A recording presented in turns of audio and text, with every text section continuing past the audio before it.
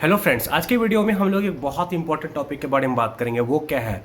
Top 5 mistakes जो कि हमें अवॉइड करना चाहिए एज ए इन्वेस्टर और ए पार्टिसिपेंट ऑफ शेयर मार्केट। तो सबसे पहला क्या है? सबसे पहला जो वो डाइवर्सिफिकेशन। लोग ना डाइवर्सिफिकेशन सही से नहीं करते। डाइवर्सिफिकेशन का प्रॉब्लम क्या होता है मैं बताता हूँ। क्या होता है ना, ये 4-5 मिस्टेक मिलके एक बहुत ही खराब पोर्टफोलियो आपका बना सकता है, जिसमें आपका रिवार्ड भी नहीं बनेगा एंड टाइम भी वेस्ट होगा। इसीलिए मैं आपको बता रहा हूँ कि ये 5 मिस्टेक को आप अवॉइड करो। तो सबसे पहला क्या है? डाइवर्सिफिकेशन। डाइवर्सिफिकेशन का मतलब क्या है ना, मैंने बहुत सारे इन्वेस्टर्स को देखा है, अपने ही मेरे ही बहुत सारे सब्सक्राइबर है जो बोलते हैं सर मेरे पास ये 3 स्टॉक्स है, मेरे पास 5 लाख का पोर्टफोलियो है, मैंने इस 3 स्टॉक में पूरा डाल दिया है, मेरे पास 2 स्टॉक है, सिर्फ स्टॉक ए स्टॉक बी मेरा 30% नीचे है। ये से पोर्टफोलियो नहीं होता है। देखो आप एक बात समझो, शेयर मार्केट में जो कंपनी वगैरह लिस्टेड होती है ना, वहाँ पे फ्रॉड होता है। कोई कोई कंपनी एकदम बर्बाद हो जाती है। एग्जांपल ले लो जेंसोल वगैरह का। There are many companies in past जिसमें आपको अचानक से पता चलेगा कि फ्रॉड चल रहा है। तो आपको यहाँ पे क्या करना है? डाइवर्सिफिकेशन करना है। देखो एक और इंपॉर्टेंट बताता हूँ डाइवर्सिफिकेशन क्यों करना होता है। क्योंकि देखो अगर आप 5-6 सेक्टर्स में लगाओगे, मान लो ईएमएस में, डिफेंस में, रिन्यूएबल में, कुछ एफएमसीजी में लगा दो, कुछ बैंक्स में लगा दो, तो क्या होता है ना, हर सेक्टर में कैपिटल एक टाइम पे नहीं आता है। तो कभी इसमें आएगा, कभी इसमें आएगा, कभी उसमें आएगा। तो अगर आप डाइवर्सिफाइड रहोगे तो हमेशा कहीं ना कहीं पैसा बनता रहेगा। अगर मार्केट अच्छा होगा तो, मार्केट खराब होगा तो ज़्यादातर जगह पैसा जाता है आपका। तो डाइवर्सिफिकेशन क्यों करना चाहिए? पहली बात तो, एक अगर मान लो आपने दो पोर्टफोलियो, दो दो स्टॉक का पोर्टफोलियो बनाया हुआ, एक स्टॉक अगर बर्बाद हो गया तो आपने 50% लूज कर लिया कैपिटल। तो दूसरा कंपनी को एटलीस्ट डबल होना पड़ेगा आपका कैपिटल पहुंचने के लिए। दिस इज वाई आपको डाइवर्स करना चाहिए। डाइवर्स करने का मतलब क्या है? कम से कम 15-20 स्टॉक लो, इन एक्सपीरियंस हो तो 25 स्टॉक लो, एंड जो स्टॉक्स लेते हो, जो कंपनी लेते हो, उसके बारे में जानकारी रखो कि कंपनी करती क्या है अच्छे में। तो मेरे हिसाब से एक्सपीरियंस इन आप 2-3 वो देख चुके हो आप, खराब मार्केट जैसे लास्ट ईयर का कोविड वगैरह का देख चुके हो, रशिया यूक्रेन वार का देख चुके हो खराब मार्केट। तो आप एक्सपीरियंस हो, थोड़ा बहुत झटका ले सकते हो तो 15 स्टॉकेज ठीक है। लेकिन अगर आप उससे एक्सपीरियंस हो, थोड़ा मतलब कम एक्सपीरियंस हो, नए नए मार्केट में हो पिछले 1-2 साल में, तो एटलीस्ट 20-25 स्टॉक्स लो, ताकि 1-2 बर्बाद भी हो जाए तो बाकी में पैसा बने। ठीक है? तो you should always diversify. And एक बात इंपॉर्टेंट बता देता हूँ, अगर आपके पास 20 लाख से कम का पोर्टफोलियो है, आई वुड स्ट्रांगली से कि एसएमई से थोड़ा दूर रहो। क्योंकि 20 लाख से कम का पोर्टफोलियो, मान ले 5-10 लाख का पोर्टफोलियो है, तब आप रिस्क लोगे। मान लो 10 लाख का पोर्टफोलियो, तो आप अधिक से अधिक 8 से 10 एसएमई ले सकते हो, एसएमई कंपनीज ले सकते हो, छोटी छोटी कंपनी। इस केस में क्या होगा, अगर 2-3 बर्बाद हुआ तो आपका कैपिटल अच्छा खासा चला जाएगा। SP and few SMEs are bound to fail, ये बात को ध्यान रखना। ठीक है? तो रूल नंबर 1 क्या है? डाइवर्सिफाई करो।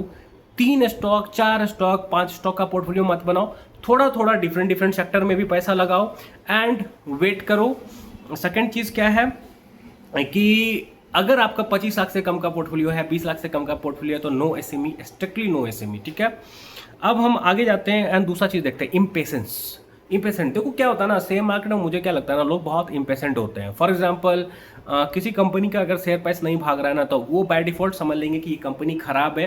एंड अचानक से किसी कंपनी का अगर शेयर प्राइस पिछले 1 वीक 2 वीक में 50-60% भागा है, they will get attracted to that particular company. Even मैं तो, मेरा काम है रोज वीडियो बनाना, मैं देखता हूँ ना, जो मुझे रिक्वेस्ट आते हैं ज़्यादातर कंपनी का, उसमें से एक मैं पैटर्न नोटिस करता हूँ कि उनका शेयर प्राइस पिछले 1-2 वीक में ठीक ठाक भागा हुआ है। तो इस चीज से आपको बचना है। यहां पे क्या होता है ना कि लोगों में फोमो आ जाता है। लास्ट बुल रन में फोमो में बहुत ज्यादा लोगों का पैसा बर्बाद हुआ है। आरवीएनएल में, तीतागढ़ में बहुत सारी कंपनी थी रेलवे को लेके, इवन जो वेबसोल वगैरह है, इंसोलेशन एनर्जी वगैरह है, इन सब में बहुत लोगों का बहुत कैपिटल इरोड हुआ है। तो फोमो में कभी भी नहीं खरीदना, इम्पेशेंट नहीं रहना है। अगर आपने किसी कंपनी का एनालिसिस करके लिया हुआ है, स्टॉक खरीदा हुआ है, तो वेट करो अपने टाइम के लिए। अगर आपका एनालिसिस सही है तो कभी ना कभी पैसा बनेगा। अगर कंपनी कीप्स ऑन परफॉर्मिंग, सही वैल्यूएशन पे खरीदना सीखो कंपनी को, गलत वैल्यूएशन पे नहीं खरीदना है। इट्स ओके अगर कुछ पैसा अकाउंट में ऐसे ही रह जाए, काइट में ऐसे ही रह जाए, जीरोधा में ऐसे ही रह जाए, ग्रो में ऐसे ही रह जाए, लेकिन गलत जगह कैपिटल नहीं लगाना है जहां पे कॉन्फिडेंस ना हो, और सब्र रखना है। क्या होता है ना, ऐसे में लोगों ने क्या देखा, वो कंपनी भाग रही है और अपना कहीं अच्छी कंपनी को कैसे पैसा निकाल लेंगे और उसमें डाल देंगे, और उसके बाद क्या होगा, वो कंपनी चलना बंद हो जाएगा। देखो कभी कभी ना शेयर मार्केट में प्राइस कंपनी किसी किसी कंपनी का इसलिए भी भागता है क्योंकि कुछ बड़े लोगों को अपना पैसा वहां से निकालना होता है, तो वो उस प्राइस पे ना निकाल के क्या करेंगे, शेयर प्राइस को थोड़ा भगाएंगे, ठीक है, थोड़ा हवा क्रिएट होगा उस कंपनी का, और उसके बाद उसको धीरे धीरे उस प्राइस पे रख के आपको बेच देंगे। तो आपको ऐसी कंपनी से दूर रहना है। देखो ऐसा नहीं है कि हर कंपनी जिसका शेयर प्राइस ऊपर जा रहा है वो खराब है, लेकिन आपको एनालिसिस करके लेना है, आपको अच्छे से उस कंपनी का काम समझ के लेना है, फ्यूचरिस्टिक प्रोजेक्शन वगैरह करके देना है। अगेन उससे याद आया मुझे, मैंने एक ऑनलाइन सेशन लिया था, उसमें फॉरवर्ड कैलकुलेशन सबके बारे में डिस्कस किया था कि कैसे करते हैं। Why forward calculation? क्योंकि फॉरवर्ड कैलकुलेशन आपको विजिबिलिटी दिखाता है किसी भी कंपनी का। तो उस सेशन में मैंने ये डिस्कस किया था, बाइंग स्ट्रैटेजी, सेलिंग स्ट्रैटेजी, मैं अपने स्टॉक्स को कैसे ढूंढता हूँ, ट्रेडिंग टेक्निक्स वगैरह भी, फंडामेंटल टेक्निकल एनालिसिस सब डिस्कस किया था, और लिंक मिल जाएगा इस प्रिंट कमेंट में, तो ले लेना अगर इंटरेस्टेड हो तो ये हो गया इम्पेशेंट। आपको पेशेंस रखना है, सब्र रखना है, अपने कंपनी का अच्छे से एनालिसिस करो, सब्र रखो मार्केट में, सूनर लेटर अगर एनालिसिस अच्छा है तो पैसा बनेगा। फोमो का शिकार नहीं बना। आई थिंक फोमो वाला बात तो आपने बहुत जगह सुन लिया होगा, लेकिन प्राइस बेस्ड एक्शन नहीं लेना है। And remember one thing, short term में शेयर प्राइस एंड फंडामेंटल का कोई लेना देना नहीं होता है। इन अ लॉन्गर टर्म 2-3 ईयर्स अगर कंपनी अच्छा करते रहेगी, अगर कंपनी अच्छा करते रहेगी तो उसका शेयर प्राइस रिवार्ड होगा कभी ना कभी, अगर वो अच्छे वैल्यूएशन पे है। ये बात का ध्यान रखना।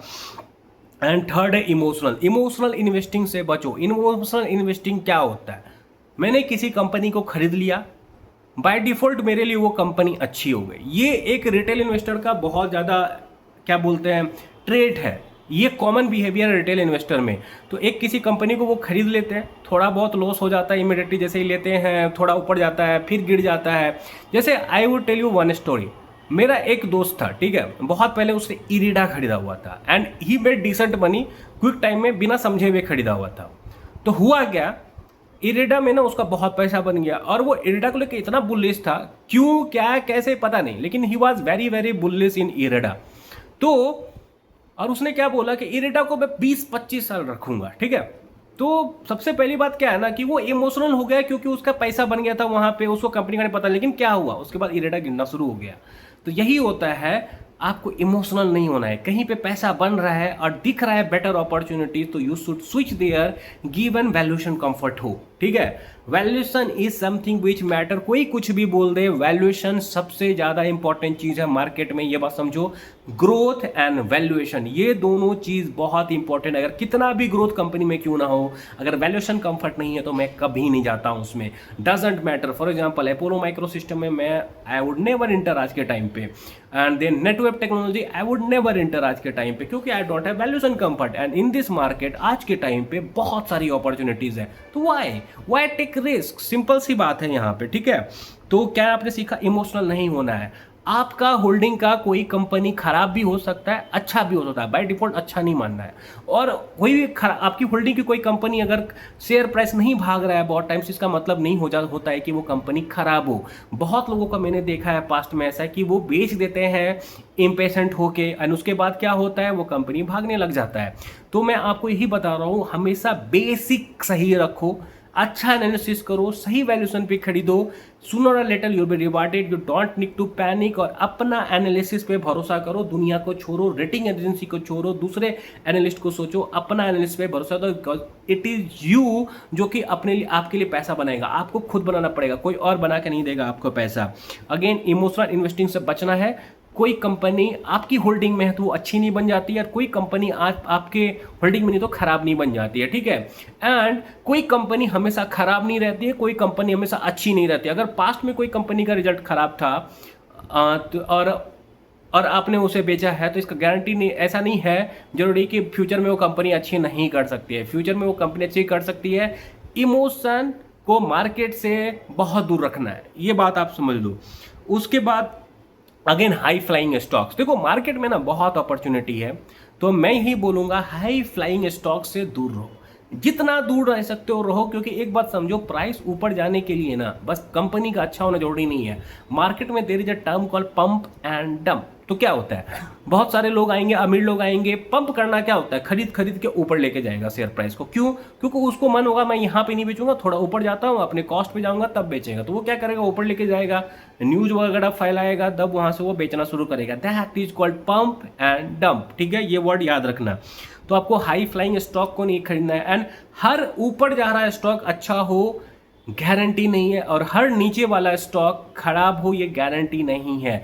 दिस इज वाई आई से कि वैल्यूएशन करना सीखो, वैल्यूएशन से सब पता चल जाएगा, कोई कंपनी नीचे है तो वो खराब है क्या, कोई कंपनी ऊपर है तो वो अच्छा है क्या। देखो मैं आमतौर पे शेयर प्राइस देख के नहीं खरीदता हूँ, मैं बहुत सारे स्टॉक्स को ऑल टाइम हाई पे भी खरीदता हूँ, नीचे भी खरीदता हूँ। क्यों?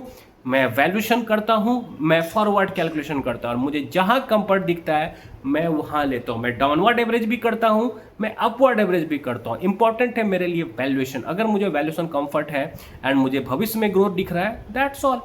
और क्या चाहिए, प्राइस का लेना देना नहीं होता है। मैं बहुत सारे लोगों में ये सेंटीमेंट देखता हूँ, ऐसे विचार देखता हूँ कि ये कंपनी 10% नीचे आ जाए तो मैं खरीद लूँगा। पहला बात क्या है कि 10% में ऐसा क्या बदल जाएगा, ये सोचो, ठीक है। ऐसा 10% नीचे जाने से क्या बदल जाएगा जो मैं इस कंपनी में इंटरेस्टेड हो जाऊंगा। एंड मैं प्राइस के लिए, सही प्राइस के लिए वेट नहीं करता हूं। अगर मुझे कोई कंपनी अच्छी लगती है, वैल्यूएशन कंफर्ट है, दैट्स ऑल, मैं वहीं एंटर करूंगा, सोचूंगा नहीं वहाँ पे। एंड देन यही सब कुछ इंपॉर्टेंट चीज़ें हैं।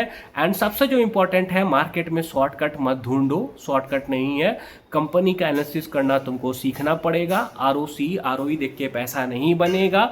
अगर कोई कंपनी फ्यूचर में ग्रो करेगी एंड अभी वैल्यूएशन सस्ता है, वहाँ पैसा बनने का चांसेस ज़्यादा है। एंड मैं दो अपने सब्सक्राइबर का क्वेश्चन है विंटेज कॉफ़ी को लेके। देखो विंटेज कॉफ़ी पे मैंने बहुत पहले वीडियो बनाया था। FY27 Q1 Q4 सबका प्रोजेक्शन मैंने बहुत पहले कर दिया है, तो वो वीडियो देख लेना। एंड मेरे हिसाब से कंपनी इज डूइंग गुड। 15 दिन इनका प्लांट सेट रहेगा, तो हो सकता है Q1 में उतना अच्छा रिजल्ट ना आए, लेकिन मेरे हिसाब से कंपनी मुझे FY27-28 के लिए एक अच्छी वैल्यू प्रोस्पेक्ट लगती है। पे इनका 0.56 के आसपास बनता है। डिटेल एनालिसिस देख लेना, मेरा वीडियो में लिंक डाल दूंगा ऊपर।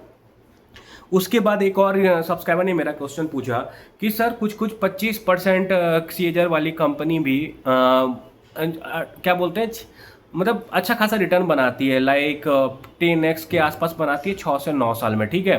I think your data is correct, ऐसा होता है बहुत बार, इवन उससे कम में भी बनाती है कभी कभी, कम टाइम पे भी। लेकिन what is my priority, I want certainty. अगर मैं ज़्यादा ग्रोथ वाली कंपनी को टारगेट करूंगा कम टाइम फ्रेम में और वैल्यूएशन सस्ता है, तो प्रोबेबिलिटी मेरे साथ है, लाइकलीहुड ज़्यादा है पैसा बनने का वहाँ पे। This is why I want कि मैं 50-60% की ग्रोथ की कंपनी को रखूँ, ज़्यादा अपॉर्चुनिटी एसएमई मिलेगा। This is why I hold ज़्यादा एसएमई कंपनी। तो 50-60% का ग्रोथ देखूं, वैल्यूएशन सस्ता देखूं, क्योंकि मान लो कोई कंपनी 20 पे ट्रेड कर रही है और वो 3 साल 50% के CAGR से ग्रो की, इसका मतलब क्या होता है, उसका पैट अगले 3 साल में ट्रिपल होगा। आज अगर 20 के पी पे अवेलेबल है, मतलब वो 6-7 के पी पे अवेलेबल होगा। और अगर बुल मार्केट आया, I haven't seen a company जो कि आपको 50% के CAGR से ग्रो करे एंड वो 6 और 7 के पी पे अवेलेबल रहे, ठीक है। एंड 3 साल में ज़्यादातर कंपनी आपको मेन बोर्ड माइग्रेशन पे भी चली जाती है, तो that's why I prefer those company.